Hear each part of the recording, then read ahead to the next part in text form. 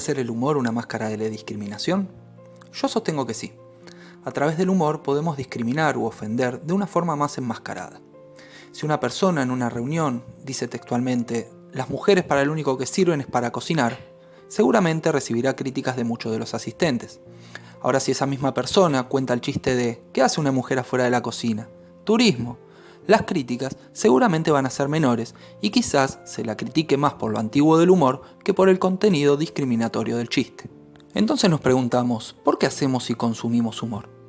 Para el filósofo Nietzsche, es porque el hombre sufre tan terriblemente en el mundo que se ha visto obligado a inventar la risa. Podemos decir entonces que el ser cómico es una forma de entretener y de comunicación humana, y persigue el fin de generar la risa, de hacernos sentir mejor, incluso de hacernos felices. Pero el humor también deriva en una curiosa relación masoquista, en donde los sujetos, esos otros sobre los que se hace el humor, se presentan muy frecuentemente como humillados. Y si bien existen diferentes tipos de humor, adaptados a diferentes sensibilidades y grupos humanos, podemos decir que generalmente el humor se basa en la burla basada en los estereotipos. ¿Qué son los estereotipos? Son la percepción o la idea exagerada que nos hacemos sobre una persona o un grupo de personas. Esta percepción está basada en prejuicios que las sociedades establecen como modelos de conducta o características físicas que debemos seguir para entrar en la normalidad o ser parte de la belleza. En estos estereotipos, la mayoría de las veces negativos, los medios de comunicación cumplen un rol fundamental en su construcción y reproducción, a partir de las imágenes e ideas que hacen circular de forma tal que el público consume y reproduce. Pero también hay un público pensante, aquel que no solo consume como si fuera un zombi frente a los medios. Ese público crítico construye nuevos estereotipos o simplemente destruye los anteriores, generando así un cambio constante en el humor a través de una relación dialéctica. Dentro de esos medios de comunicación audiovisual tenemos el cine, y por eso ahora vamos a hablar de una saga de películas que abarca más de 30 años de nuestro cine nacional y que ejemplifica muy bien cómo la aceptación de los estereotipos va cambiando de acuerdo a los valores de cada época, mostrando lo que, desde mi punto de vista, son avances en nuestra sociedad, fruto de la lucha de muchos sectores sociales oprimidos. Nos referimos a la saga de Bañeros, que a la vez es parte de una saga mayor que es la de la Brigada Explosiva. Y si hablamos de más de 30 años de películas, antes que nada es importante contextualizar. La saga de la Brigada Explosiva es parte de una especie de género de películas de humor policial, en el que se intentaba desde el cine mostrar más humanas a las Fuerzas Armadas, durante y post-dictadura. También coinciden a nivel mundial con la época de varias películas basadas en historias simples con mucho humor absurdo como lo fueron Y dónde está el piloto de 1980, Top Secret en el 84 o la saga de la pistola desnuda que llega hasta 1994. Dentro de ese contexto, a los autores se les ocurrió llevar su humor a las playas argentinas y fue así que en 1987 realizan Los Bañeros más locos del mundo. En la trama de Bañeros, luego de un trabajo fallido de los protagonistas de la Brigada Explosiva, ellos terminan trabajando de guardavidas sin saber nadar. ¿Y si se ahoga una persona? ¡Yo no sé nadar! Pero siempre se repite la misma historia. Esto da lugar a muchos chistes sueltos donde son temas frecuentes la cosificación de los cuerpos, principalmente el femenino, el ridículo de los protagonistas y de otras personas, las constantes referencias sexuales, la violencia y torpeza física, la burla hacia la homosexualidad, la gordura, la misoginia, la payasada, la parodia, Paolo Roquero y las imitaciones satíricas. Todo esto dentro de una historia repetitiva en donde los bañeros ayudan a resolver algún problema. Esto va a acompañar a la saga en sus 5 películas prácticamente sin cambios sustanciales. Por eso este video va a intentar demostrar cómo se utiliza el humor de forma discriminatoria y cómo se sostiene o cambia el tipo de humor y el de quienes se ríen con el paso del tiempo y las respuestas del público en cuanto a la venta de entradas. Seamos buenos y empecemos por lo menos ofensivo. Digamos por el humor menos agresivo hacia los demás. De las 5 películas, paradójicamente la más vieja, pareciera ser la que tiene el humor más sano en términos generales. Obviamente dentro del abanico de estigmatizaciones y la cosificación de la mujer que es marca registrada de la saga. Pero en Los Bañeros más locos del mundo hay más humor absurdo del tipo de salón, más familiar, con chistes como... Saben que yo nunca vi el mar. Y así difícil que lo veas porque está para el otro lado, ¿eh? ¡Acá! Obviamente que estos chistes van acompañados del típico humor de golpe físico. En la segunda parte de la saga, en donde de la Brigada Explosiva solo queda Emilio Dizzi y se incorpora Guillermo Francella, el humor pareciera pasar a ser más ridículo que absurdo. Pero por supuesto, con las caídas de siempre. Incluso el absurdo llega a un límite cuando hasta llegamos a oír gruñir a un tiburón. Casi 20 años más tarde se estrena la tercera parte, en la que los protagonistas son parte de los programas televisivos de Tinelli, llevando este tipo de humor a las películas. A partir de esta película, prácticamente todo el humor que no discrimine es físico o infantil. En la parte 4 no cambia demasiado y se sigue en el mismo registro, pero profundizando bastante en la ridiculez. En este sentido, consiguen llegar a la cima de la ridiculez en la quinta película, en donde ya en el 2018 actúan los personajes del programa Sin Codificar y en donde las caídas se suman escenas como estas. Hola, señora. Que sinceramente a mí me generan más pena que gracia. Aunque también hay que decir que de las últimas 3 películas es en la última en la que se salen de este registro cuando recurren al juego humorístico de que el personaje se ría de la vida real del actor que lo interpreta en la película. 50 y pico de años, está viendo a ver quién le pone like, quién lo empieza a seguir. Está bien, gracias, no me dé nada. Pero rápidamente se encargan de quemar el chiste al repetirlo dentro de la misma película. Igualmente esto es una cuestión subjetiva, de gustos, y que quizás tiene que ver con la edad y el tipo de humor que cada uno consume. Pero en definitiva es un humor que no ataca a nadie en particular, puede gustar o no, pero no es ofensivo.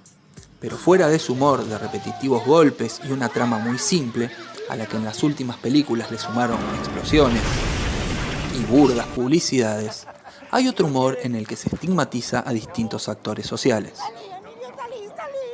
Empecemos por la estigmatización que parece ser una constante y la que más tiempo real de película ocupa, que es la de los cuerpos. La constante cosificación del cuerpo, principalmente de la mujer, ya pasa a ser una exageración. Se muestran playas donde todos, menos los burlados, tienen los cuerpos que responden al estereotipo de belleza de la época. Sin llegar a justificar, uno puede entender el contexto de destape de los cuerpos de los años 80, que surgió en respuesta a una terrible censura que había impuesto la dictadura. Aún así, es bastante grosera la cantidad de cuerpos a la medida de la época que se muestran y la ausencia de muchos de los cuerpos que realmente se ven en las playas. Pese al paso del tiempo, esto es una constante de todas las películas. Y aunque por ser un video educativo no voy a mostrar imágenes al respecto, por ejemplo, el chiste de la caída de un bañero con la cara cercana a la cola de una mujer se repite en todas las películas, y la cantidad de colas femeninas que se muestran deben superar las miles en la saga. Si hablamos de cuestiones de género más allá de la cosificación y vamos más puntualmente al tema de la misoginia, podemos ver que de estos chistes machistas ochentosos... Seguí ese auto por el río. Lo va a alcanzar enseguida. Total, maneja una mujer. La saga empeora con el tiempo, llegando en 2014 a este maltrato innecesario a Gladys Florimonti, de quien debemos decir que está catalogada como el estereotipo de fealdad en el cine de humor. Y podemos agregar que incluso parecen olvidarse de que no es no en esta escena. Pero mirá cómo estás, pero soltame, bruto. Siguiendo con el tema de la sexualidad, parece existir una fijación en cuanto al tema del travestismo y la supuesta gracia de que un hombre se vista de mujer. Si bien en la primera entrega Fernández de Rosa se viste de mujer, no parece ser el centro de la burla, pero a partir de la segunda entrega es más explícito este tipo de humor burlesco. Volviendo al tema de las épocas, esto puede parecer llamativo para la sociedad de hace 30 años, pero es realmente ridículo en la actualidad como se ve en estas escenas de la tercera entrega, ¿A mí no me pensás tocar? de la cuarta y de la quinta. Rápido, un cloro rápido porque se nos van las chicas, ¿viste? Pero las escenas más agresivas que encontramos en cuanto a discriminación salen de la homofobia y la obesofobia que parecieran tener los autores de la saga, que son padre e hijo. En cuanto a la homofobia, arranca la saga y en los bañeros más locos del mundo podemos ver escenas en donde se estigmatizan como estas. Son todos mariquitas. Y chistes que no solo son discriminatorios, sino que se quedaron en el tiempo en la cuarta entrega. ¡Ay, la pucha, que vale la pena ser maraca! Pero en este tipo de humor, si es que lo podemos llamar de alguna manera, nada más agresivo que la segunda entrega de 1989, en donde un joven recibe una golpiza porque le escribieron maricón, y en donde se produce la escena más cruda y que muy pocos recuerdan, pero que hoy sería un escándalo, y que es cuando tiran a un homosexual de un auto en movimiento solo por el hecho de ser homosexual. 22. ¿Te gusta la ruta? Me encanta. Bueno, tomala. Por último, tenemos que hablar de una constante en cuanto a la discriminación en estas películas, que es la obesidad. Llama la atención no solo que cada vez que hay un golpe o una ridiculización de la persona, ésta sea obesa o no tenga el cuerpo que marcan los cánones de la época, sino que hay una especie de obsesión por el tema, principalmente en la tercera entrega, donde gran parte de la trama pasa por la burla constante a la gordura, burla que encima intentan disfrazar de mensaje motivador. Si mi marido anda por ahí todo el tiempo mirando chicas hermosas con esos cuerpos inquietantes. ¿Y usted piensa que la belleza es tener buen cuerpo? Sí, pienso. En la primera película se juega mucho con este tema y se impone una burla que va a transformarse en un latiguillo de Emilio Dizzi. A lo que se suma este chiste, que además me sirve para decir que en las playas de la saga prácticamente no hay niños jugando, solamente se recurre a estos para la burla. Con el tema de la gordura, en la segunda película se insiste en el tema, y en la cuarta, y en la quinta también hay referencias de estas burlas sobre el peso. Pero como dijimos, la tercera es prácticamente la Biblia de la obesofobia. Inconsciente, se morfó una panadería entera y ahora se tira al mar. Si no sabe nadar, se va a ahogar. Sí. La burla en esta película llega hasta el punto de ponerle barba a esta actriz, a quien denigran toda la película con el tema de la gordura. ¡Huyan, cobardes!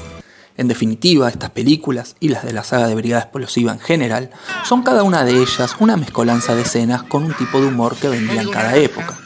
Pero si hacemos un registro desde la vuelta de la saga a los cines a partir de Bañeros 3, que tuvo un gran éxito en 2006 con más de 1 millón de espectadores, vamos a ver que la saga va a ir en franca decadencia hasta llegar al 2018, en donde Bañeros 5 no llegó a vender ni 150.000 entradas. Evidentemente, esto demuestra que la repetición constante de chistes, en su mayoría agresivos, la homofobia y la misoginia, en un país donde el empoderamiento de la mujer y los derechos de los homosexuales avanzan, ya no venden. Y esto es una muy buena noticia. Bañeros 5 enterró una saga que una vez comenzada debería haber terminado mucho tiempo atrás. Ahora es responsabilidad de todos, fijándonos en lo que consumimos, el lograr transformar el humor en esa forma de entretener que persigue el fin de hacernos sentir mejor. Somos de casinos, 2 vigilantes. ¿Ah, sí? Nosotros somos 4 medialunas. Pero a todos. Y no en esa relación masoquista en donde los sujetos, esos otros sobre los que se hace humor, se presentan muy frecuentemente como humillados y se sienten mal. Para eso los invito a pensar a ustedes. ¿De qué nos reímos? ¿Y de quiénes nos reímos?